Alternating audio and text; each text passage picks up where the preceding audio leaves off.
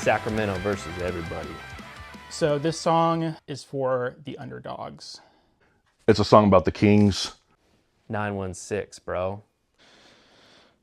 Okay, so if you're from the Sacramento area, 2002 Western Conference Finals it's something we're still salty about because we were cheated. And some people may think I'm joking. I'm not. You were actually cheated. Game 6, hatchet job by the refs. Kobe Bryant later said that it was fixed. It came out in the Tim Donaghy, crooked refs gambling on games.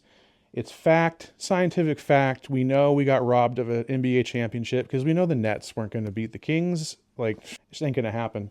This is just it's basically our joke song of the album. To us, it's not a joke. It's never a joke. We bleed purple, dog. Sacramento, we've been known as a cow town, a maybe unfortunate pit stop between San Francisco and LA. But what many people don't know is we are the home of perhaps the most slept on basketball team in NBA history. Because we don't have a whole lot in terms of professional sports here. In the main 4 leagues, hockey, basketball, football, and baseball, we only have one professional team, and that's the Sacramento Kings. And we have been a band for coming up on 9 years, and we haven't had a song shouting out our favorite professional basketball team. So we thought it'd be fun to do a Sacramento Kings song. I mean, this song is, if you didn't catch on, it's about our love for the Sacramento Kings basketball team. Whether that is a love that they also share for us, we don't know. It's a fun team. We love the team, and we like to have this kind of jokey song about our love for the team, even if they don't play good defense, even though they whiff some draft picks. Like, we could have gotten Luka, but instead we got Bagley. Like, it's a lot of fun, and then we mention some players in the song, kind of like in punny ways. I'm very proud of the lyrics because I tried to jam pack as many players, old and news nicknames into the lyrics. So it may be something only people who follow basketball or people from the Sacramento area would maybe catch on to. But if you look in the lyrics, there's at least 4 or 5 of them probably. Truth be told, I don't really follow basketball as much as I used to. I used to be a very loyal Boston Celtics fan for nearly 2 decades. And at some point, it was actually in 2009, I kind of gave up on basketball and fell in love with baseball. But thanks to the guys in the band, they kind of keep me in the loop with what's going on with the Kings.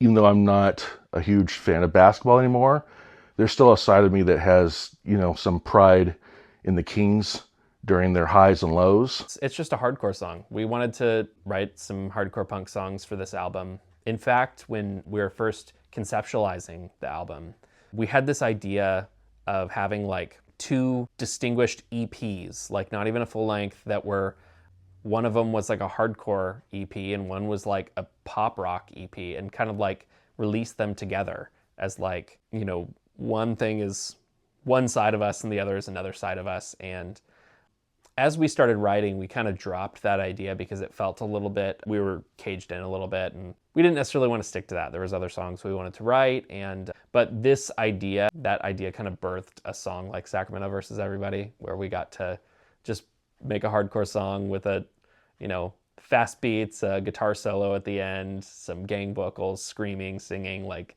it's just a fun song. I think one of my favorite lyrics is that Seattle can't take our crown. So in the late 2000s, I think, there was a bunch of rumors that the Kings were going to be sold and moved to Seattle, which would have been devastating because, again, it's our only professional sports team we have in the Big 4 sports. And that would have been absolutely heartbreaking, but they did not do that. And so that inspired the lyric that Seattle can't take our crown because we're the Sacramento Kings. So, where the Kings used to play, it was known as the Arco Arena and the Sleep Train Amphitheater or Sleep Train Arena, but it was also called the Power Balance Arena. And Power Balance was a company that there was a period of time where these things were super popular, just like fidget spinners. And people were buying these wristbands that they believed that basically kept your balance. And I don't know, I'm assuming they were a scam because I never bought one. But people swore by these things, and the company got really rich pretty quick, and they became a sponsor of the arena where the Kings were playing. And I think people tend to forget about it because it was such a very short period of time. I don't even know, it might have been maybe a year, maybe a little over a year, where they had that sponsor basically over the arena. Another great line is Arco means more than gas to me. So Arco's a gas station. We all know that. But in the late 90s, early 2000s, the Kings played at Arco Arena. And so growing up, we would go to Arco for games. I played there in my AAU team as a kid. We got to play on the Kings court. And even years later, after it had gone through 10, 15 different name changes, it's always been Arco Arena. So yeah, next time you're passing through on your way to Tahoe, skip forward to the song and, kind of, I guess, just learn what we're about. Go Kings. Light the beam, baby.